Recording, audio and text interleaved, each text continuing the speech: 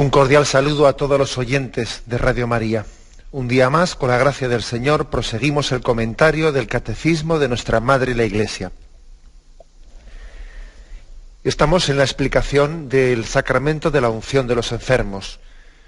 Y comenzamos un apartado que tiene como título Un sacramento de los enfermos. Como vais a ver, es una recopilación de algunos aspectos que ya hemos previamente explicado, con lo cual creo que podemos avanzar aquí un poco más rápidamente. Dice el punto 1511. La Iglesia cree y confiesa que entre los 7 sacramentos existe un sacramento especialmente destinado a reconfortar a los atribulados por la enfermedad, la unción de los enfermos.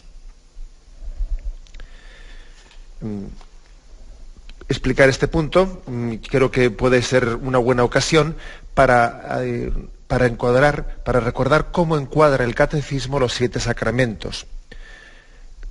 Los 7 sacramentos, el Catecismo de la Iglesia Católica los reparte en tres apartados. Uno es sacramentos de la iniciación cristiana, otro sacramentos de la curación y otro sacramentos al servicio de la comunidad. Sacramentos de la iniciación cristiana incluye 3: bautismo, confirmación, Eucaristía. Sacramentos de la curación incluye 2: sacramento de la penitencia o de la reconciliación y sacramento de la unción de enfermos. Y sacramentos al servicio de la comunidad, incluye otros 2: orden sacerdotal y matrimonio. Y distinguirlos de esta forma, ordenarlos, ¿no?, de esta forma, de iniciación cristiana, de curación y sacramentos al servicio de la comunidad, es una forma de caer en cuenta que los sacramentos instituidos por Jesucristo acompañan al hombre en todos los momentos de su vida. Los sacramentos, si uno se fija, son un salir al encuentro de nuestra vida por parte del Señor, un salir a nuestro encuentro en esas situaciones y momentos más determinantes de nuestra vida. El hombre nace y Dios sale a nuestro encuentro, con la vida nueva que es el bautismo, ¿no? El hombre va creciendo, se va desarrollando, va llegándose a esa madurez y sale el Señor al encuentro del sacramento de la confirmación. El hombre necesita alimentarse y entonces el Señor sale al encuentro con el sacramento de la Eucaristía. Pero el hombre es débil. Al mismo tiempo que va creciendo, tiene también percepción de sus propias contradicciones y el Señor sale al encuentro con el sacramento de la confesión. Y el hombre emprende tareas en su vida, va descubriendo la vocación para la que Dios le ha traído a esta vida, ¿no? El proyecto de amor concreto en el que él tiene que realizar esa vocación de Dios. Y entonces el Señor sale a su encuentro con el sacramento del matrimonio o con el sacramento del orden sacerdotal. Y el hombre va percibiendo que el proyecto de esta vida es corto, se termina, que sí, que había vivido una vida muy intensa, pero que al mismo tiempo la vida se nos escapa de entre los dedos, ¿no? Y caemos en cuenta de que este proyecto de amor que aquí hemos realizado no es sino un prólogo, un pequeño prólogo, una introducción de ese proyecto de amor que vamos a vivir en la eternidad. Es una preparación para el cielo y entonces sale el Señor al encuentro de nosotros con el sacramento de la unción de enfermos. Es decir, que es hermoso ver cómo los 7 sacramentos son una adaptación del Señor a los momentos claves y determinantes de nuestra vida, a las situaciones en las que el ser humano está dando pasos claves, ¿no?, determinantes en su existencia, y el Señor sale a nuestro encuentro, en nuestro nacimiento, en ese ir creciendo hacia la madurez, en esa necesidad de ser alimentado, en esa necesidad de reparar nuestros pecados, ¿no?, en ese compromiso de entrega al servicio de un proyecto de amor que es el matrimonio, el orden sacerdotal, y en esa realidad también de que la vida se termina, se acaba, es caduca, se nos escapa de entre las manos, y es la unción de los enfermos. El Señor sale a nuestro encuentro. Los sacramentos, forman parte, son como una visualización de que el Señor está siempre caminando junto a nosotros en nuestra vida. De que Él no nos ha dicho, bueno, te envío, tienes estos años de tu vida, aquí te dejo solo, al final ya vendré a pedirte cuentas. No. El Señor ha estado caminando junto a nosotros, esa promesa que Él nos dijo, no os dejaré solos, os enviaré el Espíritu Santo, Él llevará a su término la obra buena que he comenzado en vosotros. Una de las formas, de las principales, ¿no?, que tiene el Señor de cumplir esa promesa, pues es ese acompañamiento que hace al hombre a través de los sacramentos. En los momentos determinantes de nuestra vida. Ojo que esto podría ser malentendido y de hecho a veces observamos que cuando pues, un cristiano entiende eso de los momentos principales de su vida, pues como momentos puntuales, pero desconexos entre sí. Entonces, ¿qué ocurre? Pues que los sacramentos pueden llegar a convertirse en momentos sociales, ¿no?, en celebraciones en las que alguien pone una nota de color, una nota religiosa de color en su vida, y entonces celebra, pues eso, ¿no?, pues el sacramento del bautismo, y luego vive desconectado de Dios, y luego celebra la primera comunión, como un momento religioso muy importante en la familia, y luego se vuelve a desconectar, hasta que el niño después ya ha crecido un poco y celebramos la confirmación, y se vuelve a desconectar, hasta que después de repente, pues el chico ya ha buscado novia y se va a casar por la iglesia, y ese día celebramos ese sacramento, y se vuelve a olvidar. O sea, es decir, ojo, porque esto de que el Señor acompaña al hombre en los momentos principales de su vida a través de estos sacramentos que se hacen presente en todos los avatares podría ser malinterpretado como si esos encuentros fuesen encuentros puntuales y luego después de ese encuentro puntual viene una desconexión, viene un olvido.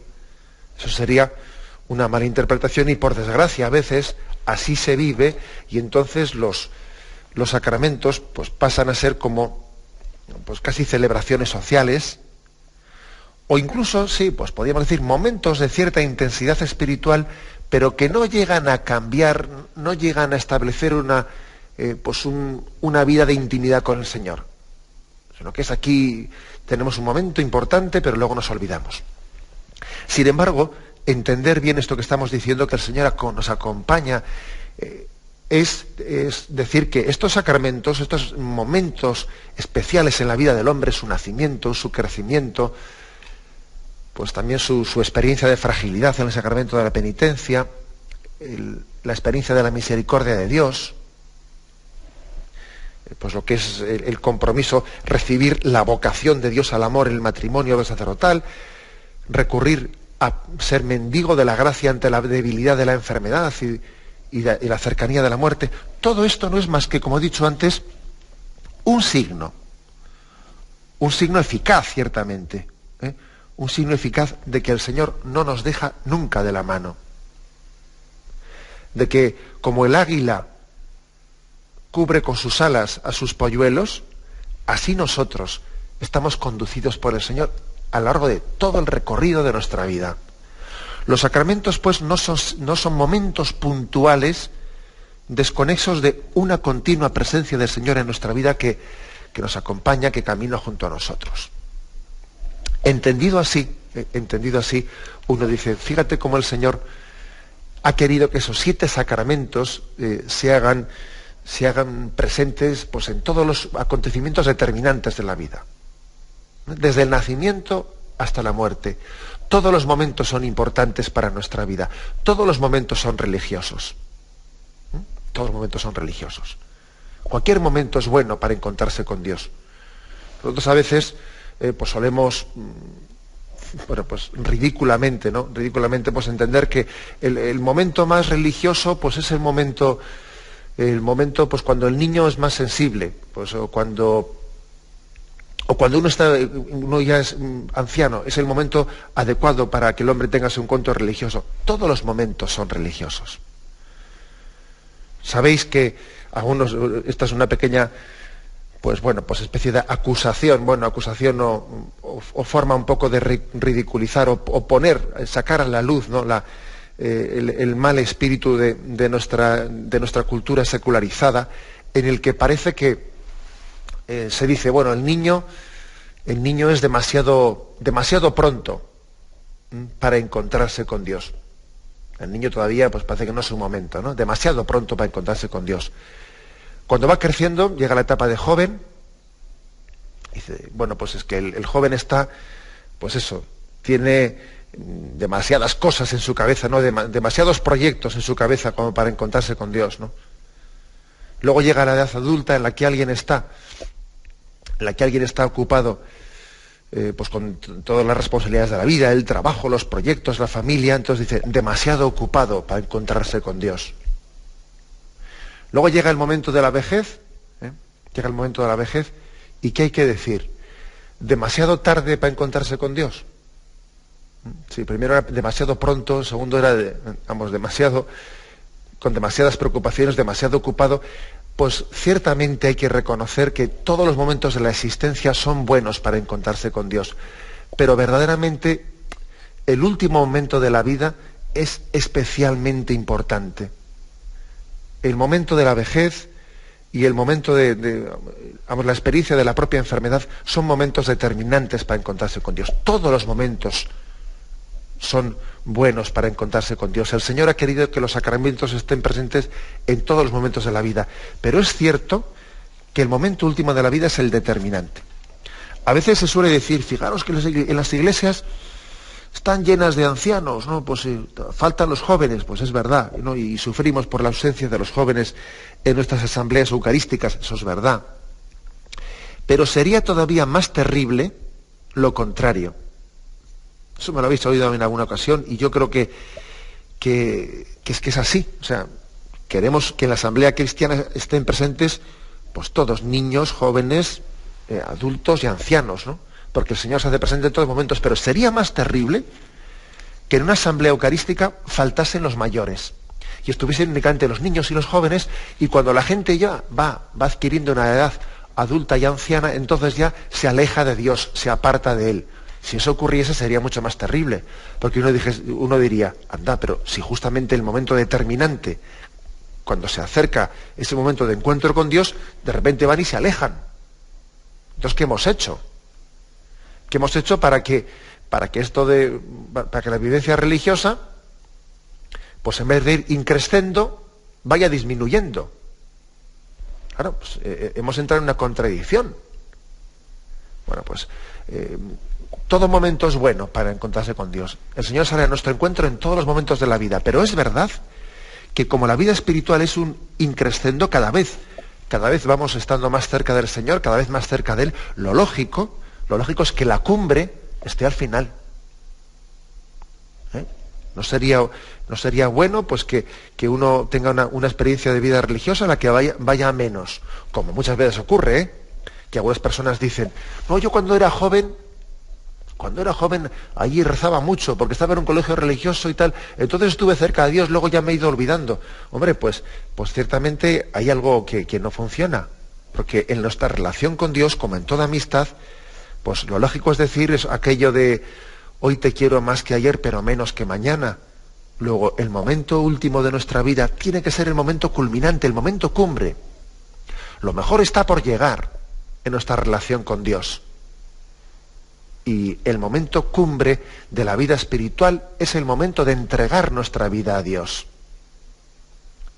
El momento de decir con Jesús, todo está cumplido, a tus manos encomiendo mi espíritu. Ese es el momento culminante. Por lo tanto, un poco haciendo resumen de esto que queremos expresar, todos los momentos son buenos para encontrarse con Dios. El Señor, con los 7 sacramentos, ha salido a nuestro encuentro en las situaciones claves de nuestra vida: nacimiento, crecimiento, vida adulta y la ancianidad también. Pero sin duda alguna, de todos esos momentos, el momento cumbre es el momento de entregar nuestra vida, de desembocar el río en el mar. Y ese mar es el amor infinito, la misericordia infinita de Dios, y ese río ha sido alimentado, y por eso lo lógico es que cada vez tenga más agua. Un río, según va transcurriendo, cada vez tiene que tener más agua, más vida de gracia, más amistad con Cristo. ese río va aumentando en caudal hasta que finalmente desemboca en el mar. Por eso Cristo quiso instituir un sacramento, el de la unción de enfermos, que era una especie de gracia añadida a toda la gracia, a todo el caudal que trae ya el río a lo largo de toda la vida, ¿no? Una gracia añadida que es como la gracia de que, pues primero de pedir, como decíamos, el don de la sanación, y también, si es voluntad de Dios, ¿no? Y también pedir que tengamos un aumento de gracia en esa preparación del encuentro con el Señor.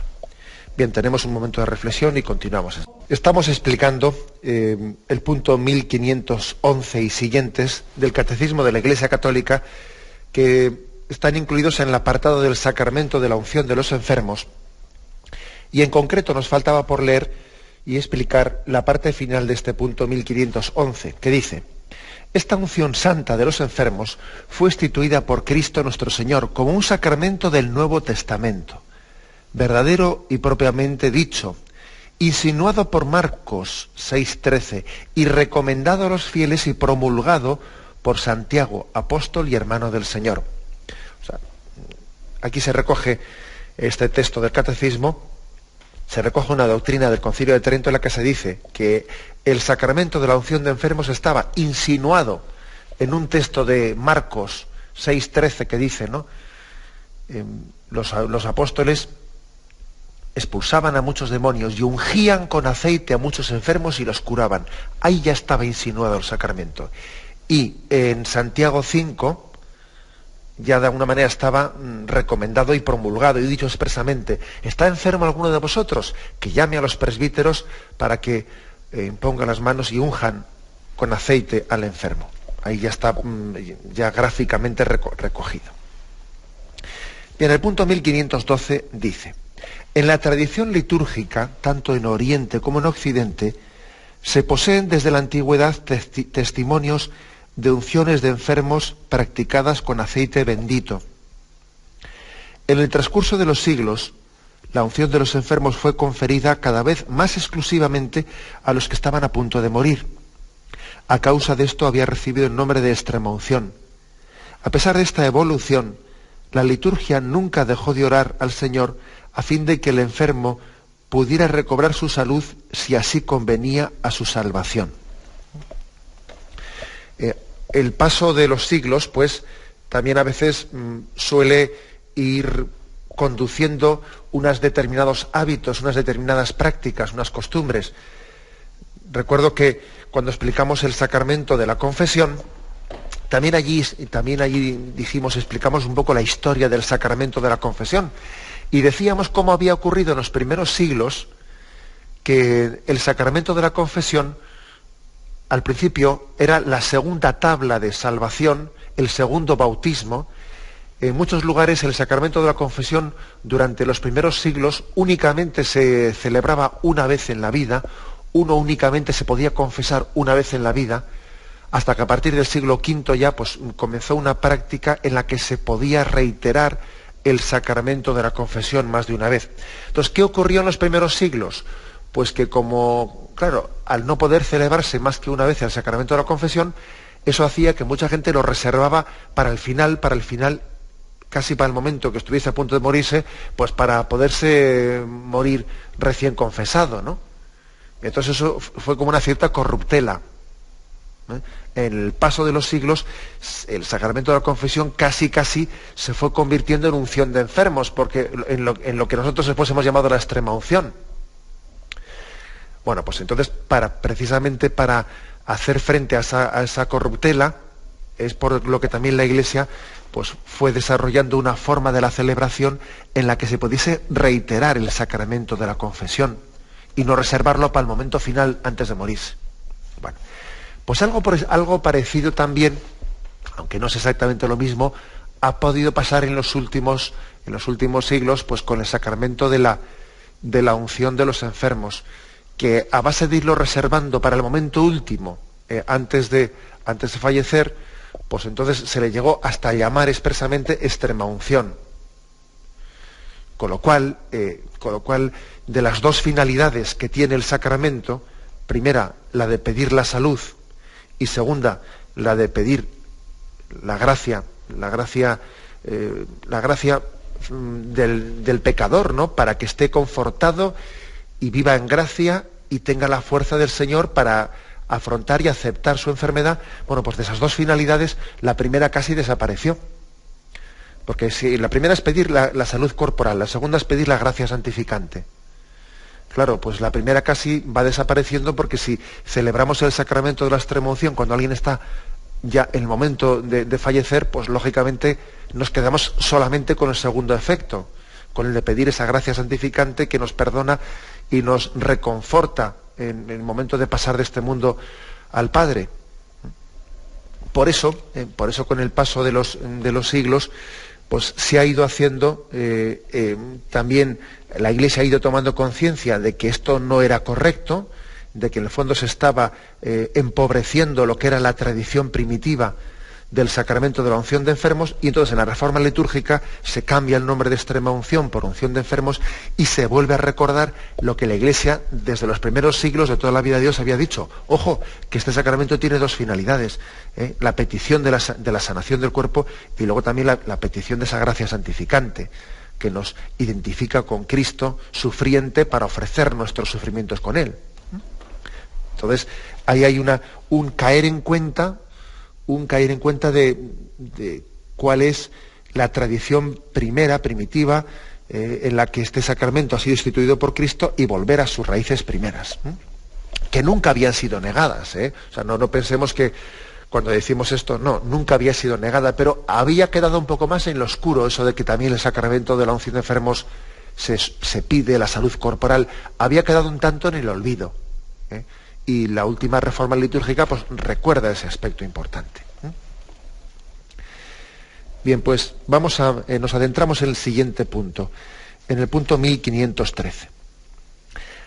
La Constitución Apostólica Sacra Nuncione Infirmorum del 30 de noviembre de 1972, de conformidad con el Concilio Vaticano II, esta fue la Constitución Apostólica en la que se hizo la reforma del sacramento de la unción de enfermos. Bien, pues esta Constitución estableció que en adelante el rito romano se observara lo siguiente. El sacramento de la unción de los enfermos se administra a los gravemente enfermos, ungiéndolos en la frente y en las manos, con aceite de oliva debidamente bendecido, o según las circunstancias con otro aceite de plantas, y pronunciando una sola vez estas palabras: por esta santa unción y por su bondadosa misericordia, te ayude el Señor con la gracia del Espíritu Santo, para que libre de tus pecados te conceda la salvación y te conforte en la enfermedad. Esta es, por lo tanto, la fórmula, la forma actual que tiene el sacramento de la unción de enfermos en este momento que se está administrando. Tras la reforma litúrgica, se trata de que con ese aceite de oliva, en caso de que no exista aceite de oliva, la Iglesia pues concede el permiso de que pueda ser aceite pues de otras plantas, pero bueno, principalmente se pide que sea con aceite de oliva. Dice que con ese aceite se hace una unción en la frente y otra unción en la palma de la mano derecha y en la palma de la mano izquierda, mientras que se pronuncia esa fórmula que hemos dicho. Esto hay que decir que la Iglesia tiene esa autoridad y esa capacidad de ir adaptando esta forma concreta de celebrar el sacramento. De hecho, antes muchos oyentes habrán sido testigos de cómo también antes de esa reforma litúrgica pues también se ungían en los pies.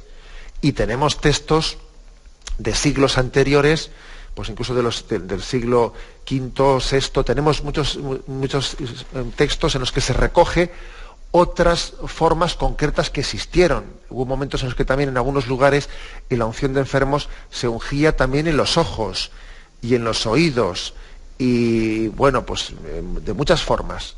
Había hasta 7, 8 y 10 unciones en lugares distintos. La Iglesia tiene tiene también la autoridad recibida de Jesucristo de poder ir adaptando la forma en la que se celebra un sacramento.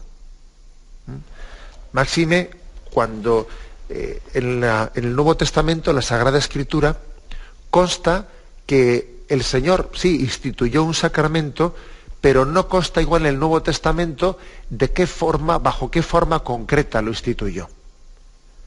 Así como pues, el sacramento del bautismo, especialmente el sacramento de la Eucaristía, está bastante claro. Tomó el pan y dijo, tomad y comed, y después tomó el cáliz lleno de vino y dijo, tomad y bebed. Bien, en ese sacramento está muy claro, está muy claro cuáles fueron los signos concretos de los que el Señor se sirvió, pues para instituir el sacramento de la Eucaristía.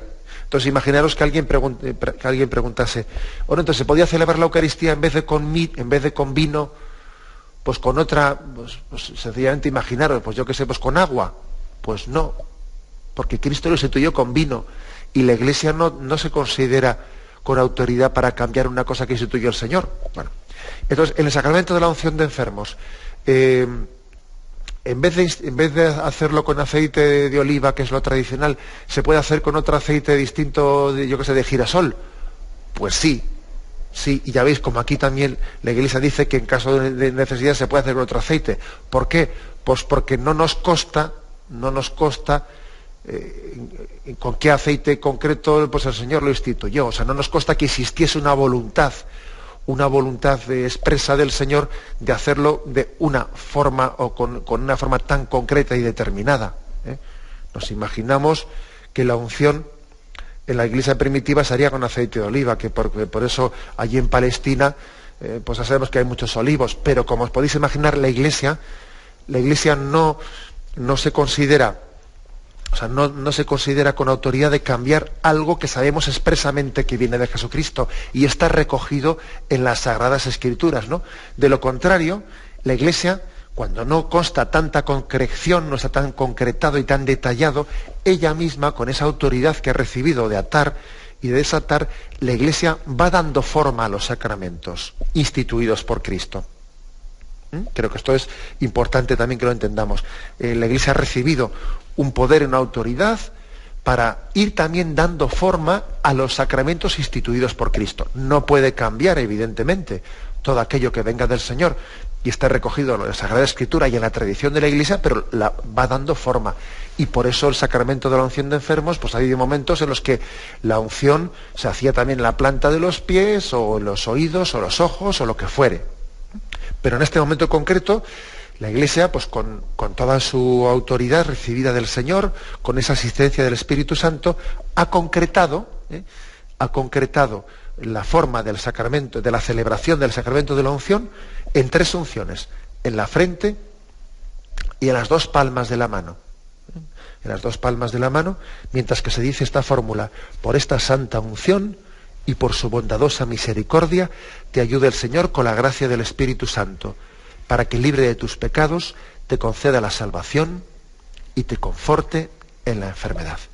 Tenemos un momento de reflexión y continuamos enseguida. Estamos comentando los puntos 1520 y 1522 del Catecismo de la Iglesia Católica. Perdón, que lo he dicho mal. 1511, 1513. Un apartado que nos explica, dice, un sacramento de los enfermos. Está explicando este apartado cómo el sacramento de la unción de los enfermos pues ha sido dispensado y administrado por la Iglesia. Creo que es bueno que recordemos que el lugar en el que se suele bendecir el óleo de los enfermos es la misa crismal del Jueves Santo. Hay una misa que se llama misa crismal, presidida por el obispo, concelebrada por todo el presbiterio, que en sí, pues el día ideal de su celebración es el Jueves Santo por la mañana.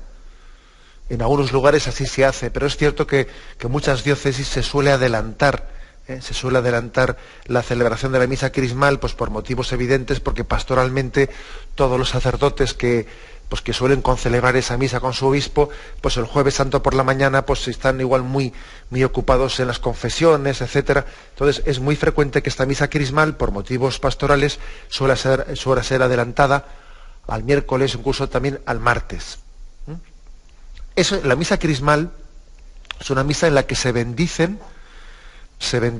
el óleo de los catecúmenos, el óleo de los enfermos, y se consagra el crisma, los 3 aceites, por lo tanto.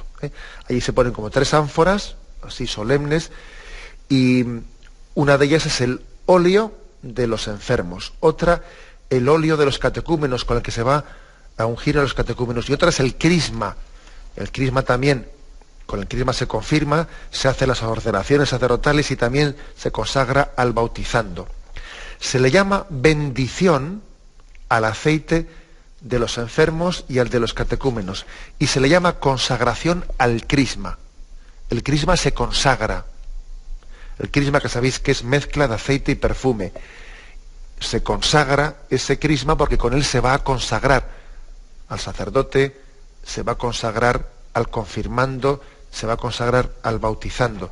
Y se bendice el óleo de los catecúmenos y el óleo de los enfermos. Bueno, pues ese óleo de los enfermos, en el momento de la Santa Misa, justamente dentro de la plegaria eucarística, antes de la doxología final, que dice, por Cristo, con Él y en Él, cuando ya, después de haber hecho la consagración, se han hecho las intercesiones, pues por el Papa, por el Obispo, por todos los difuntos, cuando va a terminar la plegaria eucarística, antes del por Cristo, con Él y en Él, se introduce en ese momento de la plegaria eucarística la bendición del óleo de los enfermos. En ese momento el obispo pues se dirige ante esa ánfora en la que está el óleo de los enfermos y pronuncia esta bendición, que vamos a leerla. Señor Dios, Padre de todo consuelo, que has querido sanar las dolencias de los enfermos por medio de tu Hijo, escucha con amor la oración de nuestra fe y derrama desde el cielo tu Santo Espíritu Paráclito sobre este óleo. Tú que has hecho que el leño verde del olivo produzca aceite abundante para vigor de nuestro cuerpo, enriquece con tu bendición este óleo, para que cuantos sean ungidos con él sientan en el cuerpo y el alma tu divina protección y experimenten alivio en sus enfermedades y dolores. Que por tu acción, Señor, este aceite sea para nosotros óleo santo, en nombre de Jesucristo nuestro Señor. Esta es, por lo tanto, la oración solemne que pronuncia el obispo sobre la vasija en la que está el óleo de los enfermos. Es un aceite de oliva sobre el que se pronuncia esta oración especial. Hay otra ánfora, otra vasija en la que está el óleo, que es el mismo aceite, ¿no? Como materia prima es el mismo aceite de oliva en el que se pronuncia la oración de los catecúmenos. Sobre uno se pronuncia la oración de los enfermos, sobre otro la oración para los catecúmenos, y sobre el tercero, que se mezcla el aceite con perfume, el obispo sopla, exhala su aliento sobre aquella mezcla de aceite y perfume, y será el llamado crisma, con el que se hace la crismación de los bautizados, de los confirmados y de los que reciben la orden sacerdotal. Bien. En concreto, de esta oración de bendición del óleo de los enfermos, pues yo creo que en esta oración está concentrado cuál es nuestra fe lo que pedimos al Señor, lo que recibimos de Él en este sacramento de la unción de los enfermos. Aquí está concentrado todo. Fijaros que dice primero, Señor Dios, Padre de todo consuelo. El Padre, Dios Padre, es el consolador, el que nos da el verdadero consuelo del alma. ¿Dónde está el consuelo del hombre? En la misericordia de Dios Padre. Ese es el verdadero consuelo. Los demás son falsos consuelos. Es consolarse en esta vida, pues eso, ¿no? De alguna manera, a falta de felicidad, buscamos falsos consuelos. Buscamos de alguna manera lo que podíamos llamar que son, pues bueno, pues como falsificaciones. Falsificaciones, cosas que de alguna manera no nos dan la autenticidad de la alegría y de la felicidad, ¿no? Sucedáneos. Nosotros no queremos sucedáneos, queremos la misericordia del Padre, que es el verdadero consuelo del hombre. Bueno, pues precisamente así se presenta Dios Padre en este sacramento de la unción de los enfermos. Padre de todo consuelo, dador de todo consuelo. ¿Y cuál es el consuelo? El consuelo que da el Padre, pues a Jesucristo como sanador. Así se presenta en ese sacramento. Entonces nosotros tenemos un problema con la palabra consuelo, ¿sabéis? Y el problema es que nosotros generalmente solemos utilizar la palabra consuelo en el sentido negativo de la palabra, como diciendo, bueno, consuélate con eso, por lo menos, ¿no? Pues no has podido ganar las oposiciones. Bueno, pues consuélate de que por lo menos han dicho que cuando hay alguna baja ya te llamarán para trabajar un poco. Consuélate con eso. Tenemos que quitar de la cabeza, o sea, purificar esa utilización de la palabra consuelo como una especie de recurso de segunda o tercera división con el que se quiere compensar la falta de el fracaso que hemos tenido. La palabra consuelo generalmente nosotros la utilizamos en ese contexto que no es el auténtico. Es decir, consuelo no es una compensación a alguien que tiene que admitir que ha sido frustrado, y entonces como ha sido frustrado, por lo menos consuélate con premio de consolación, decimos, ¿no? Premio de consolación, no es eso. Nosotros por la palabra consuelo entendemos que el Señor nos ha plenificado con su gracia, con su misericordia, mucho más, o sea, con mucha sobreabundancia, una gran sobreabundancia sobre lo que han podido ser nuestras frustraciones, nuestros sufrimientos. Es verdad que el hombre sufre, es verdad que el hombre, pues en esta vida, pues está continuamente haciendo experiencia de que la vida le resulta insatisfactoria, que no es capaz de vivir aquí pues una felicidad, ¿no? O sea, la plenitud de la felicidad no puede vivirla. Siempre la felicidad es imperfecta. Es feliz, pero carece de algo. Bien, pues el consuelo que nos ofrece Dios Padre no es un consuelo de decir, bueno, pues como no eres capaz, pues de alguna manera confórmate con el premio de consolación que es inferior, pero bueno, confórmate con lo inferior porque más vale algo que nada. No, todo lo contrario. El consuelo de Dios Padre es infinitamente superior a esa carencia de felicidad natural que nosotros percibimos. Nosotros aquí percibimos quisiéramos ser naturalmente felices, y el Señor todavía nos da un consuelo de una felicidad sobrenatural, no natural, sino sobrenatural, que supera hasta nuestra misma capacidad de deseo. Nos da mucho más de lo que nuestras expectativas estaban deseando y buscando. El consuelo, por lo tanto, no es una compensación de rebaja, sino todo lo contrario. Es abrir las perspectivas y caer en cuenta de que, mira, esa felicidad que tú buscas y deseas y anhelas, todavía es muy poco comparando con lo que Dios quiere darte. Dios te quiere dar mucho más, muchísimo más. Entendamos así esta palabra, si no de lo contrario, pues yo creo que a un enfermo cuando se le dice Dios de todo consuelo, Dios viene a consolarte, entonces parece que al enfermo se le dice, mira, pues ala, ya que no puedes tener la salud, consuélate con alguna palabra piadosa. Entonces, ¿qué se le va a hacer? No, si esto no es así.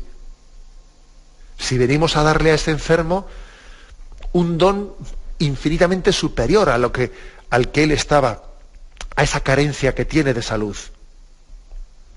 El don de Dios supera con mucho las expectativas que ese enfermo en ese momento estaba deseando, que era su salud corporal. Rescatemos pues la palabra consuelo, bueno, pues de esa utilización pues que solemos hacer en nuestro lenguaje cotidiano, pues que no es adecuada, no es apropiada para luego aplicarla pues a esta expresión del sacramento de la unción de enfermos, en la que Dios viene a consolar al hombre, viene a ser el consuelo que, como digo, es la plenitud, por la misericordia de Dios Padre, la plenitud de la felicidad que el hombre podía alcanzar. Cristo, consuelo del hombre, Cristo, dador de salud, y Cristo, verdadero médico de nuestra alma, no solo de nuestro cuerpo, sino de nuestro cuerpo y de nuestra alma. Así pues, se hace esa bendición del óleo de los enfermos en la misa crismal, en esa misa crismal del Jueves Santo por la mañana o de la Semana Santa, como decíamos, en la que se pide que el Dios de todo consuelo derrame su Espíritu Santo sobre ese óleo. Hay pues una acción especial del Espíritu Santo en ese óleo, para que quien lo recibe en la fe y dentro del sacramento de la unción sienta, experimente la gracia de Cristo en ese don del consuelo del alma, tal y como lo hemos explicado en este sentido teológico, que sienta el consuelo, que sienta la plenitud del amor a la que ha sido llamado. Bien, nos quedamos aquí. Si Dios quiere, mañana nos adentraremos en el siguiente apartado. ¿Quién recibe y quién administra este sacramento de la unción de los enfermos? ¿Quién lo recibe? ¿Quién lo administra? ¿Bajo qué condiciones se administra? Eso será lo que expliquemos a partir de mañana. Bien, tenemos el tiempo ya cumplido. Me despido con la bendición de Dios Todopoderoso. Padre, Hijo y Espíritu Santo, descienda sobre vosotros. Alabado sea Jesucristo.